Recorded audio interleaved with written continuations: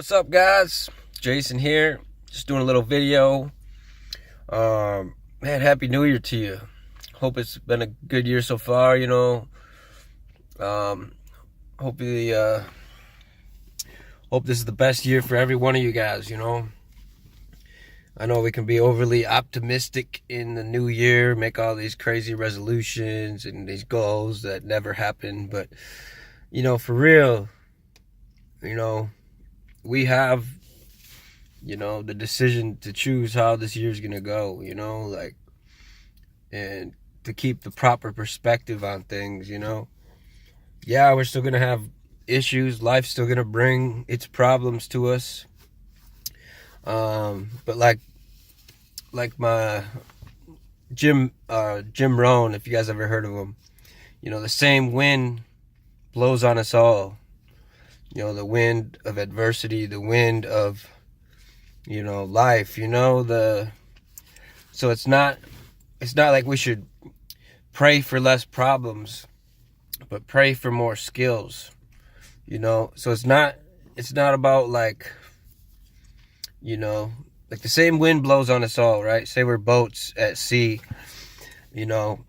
so what determines our destination is the set of the sails. We all have the same wind, the same problems blowing on us. Some people do have additional and more problems than others. I'm not denying that, like there is situations like that. But in general, is we all get 24 hours a day. We all we all have to do what we have to do. That being said, just want to look on last year. I'm almost 5 months clean from kratom. It's been like 14 months, or wait, I don't know, man. It's almost been like a year and a half without weed.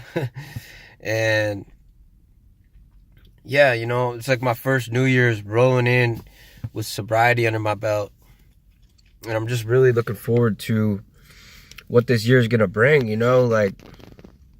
Man, I remember when I got my not proud of this, but I got a DUI in 2013, and totaled my car that night. And man, I quit drinking that night for over a year. I was so upset with myself. I was so, man, I just was just ridiculous. I was just disgusted with myself. Anyways, like that year, so much things came. Like I got promoted to supervisor at the job I was at.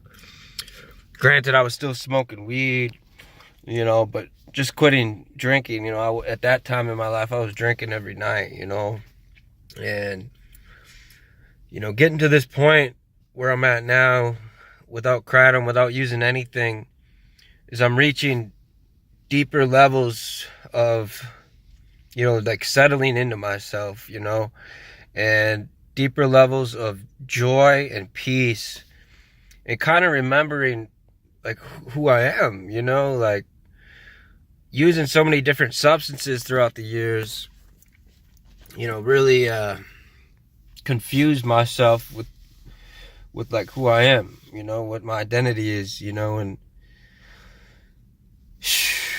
man, what am I trying to get at here? Just discovering myself, man. Like you see sculptures that have been carved out of rock, right? Like that sculpture was always there in that rock, but all the other stuff had to be removed to see what's inside of it, right? And that's kind of what it feels like I've been doing with my life, what I've been letting God do with my life. Like the sanctification process is God's been chiseling those parts out of me that don't need to be there.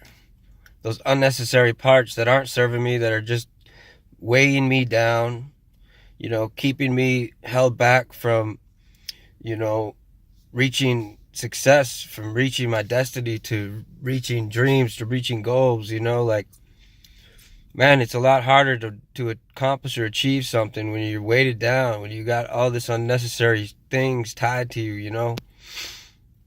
And, you know, so I'm just like, man, I just deep levels of joy, you know. I still have moments where, like, not very often, but where, like, anxiety will try to come at me or something, and, or, like, you know, just off thinking, right? And it doesn't happen very often anymore. And it happened this morning just very briefly, and then I was listening to a podcast, and they're talking about thankfulness, how important it is to be thankfulness, to be grateful. And I'm like, oh, duh, I gotta just keep that thankfulness, gratitude mindset. And then I started thinking of all the things I'm grateful for, man. Like, you know, we could do this, like, on such a deep level. Like, man, I can see. Like, I can't see very well right now without these glasses, but man, I got glasses. Man, I can see just fine now, perfect. And, you know, I wear contacts usually, but there's some people out there who are blind, man. They don't even have eyesight. You know, the things we take for granted. Have you guys seen those videos where, like, people are colorblind people, they put on glasses and see color for the first time and they start crying, you know? And here we are, we see colors every day and just expect that to be like our God-given right, you know? That's a gift. And we were blessed to see colors. We were blessed to have eyes. We were blessed to have this life. You know, and even like hearing. You can listen to music. You can listen to this video. Like, we can walk, you know. I went to this place a few months ago with my friend. He's got MS. He's in a wheelchair. He can't walk anymore. And it's like this rehabilitation center where people have been in car accidents and, you know, learning how to walk again, you know, just going through all this rehab, you know, just trying to do the things that we all do every day and don't even think about, you know. There's so much to be grateful for. There's an infinite amount of things to be grateful for. And if we focus on that kind of mentality, we're only going to be in a good mood. And it's not like we just do that to be in a good mood, though. Like, we do that because it's a healthy mindset. It's just a healthy way of thinking. You know, I'm finally getting over, like, that doing things to feel good mentality. Like, no, I want to live in gratitude because that's just the way to live, man. You know, that's the way to look at things properly. And you know, and not just, man, like, those emotion things, you know, living to serve emotions, doing things to feel good. Don't get me wrong, feeling good feels good. But there's so much more to things, to life, more components to things, just way more depth to life than just feeling good. Sometimes we gotta feel bad, you know? I mean, it sucks. I want to feel good every day, every moment. That'd be awesome. But if we do that, we're hindering ourselves. We're crippling ourselves. We're not gonna be growing. Because through the pain, through the suffering, through the agony, man, is where the growth occurs. You know? So we gotta be comfortable being uncomfortable. Constantly put ourselves in uncomfortable situations where we're forced to grow, you know. And, you know, I can say this very easily, but I gotta apply this. I'm talking to myself too. I do not have it all together, not even close, but I'm finally, like, seeing a vision, you know, of direction of where I want to go, what I want to do, you know. Like, the last 2 days I got up at 4 a.m, went to the gym, you know, and I did not want to get up, you know, super tired this morning, you know. And there's something to be said about getting sleep too. Like, I can't be sacrificing sleep to go to the gym early. I need to be disciplined to go to bed earlier, you know. And one last thing I just want to mention, guys, is, like, man, I've just been, you know, so trying to focus so much less on myself and on others. And just, like, it's weird how, like people will just be, like, people are just being extra kind to me lately. Like, they'll just do things for me. They don't have to, or they'll just be like super respectful. You know, and it's just because I'm trying to like live, you know, in love, live just, you know, with integrity, you know.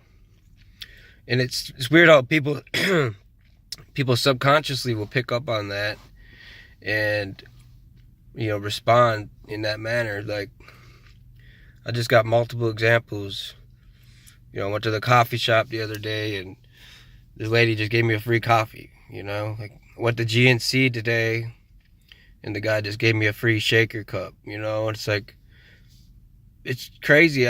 Just being friendly and like, you know, nice to people, not to get anything out of them, but just to be nice, you know, just to, you never know, like people could just be having a bad day and you just ask them like how they're doing and actually listen, you know. Like, I don't know, it's just weird how like being sober now and growing and just living in more joy is affecting people around me. It's affecting the environments I'm in, where like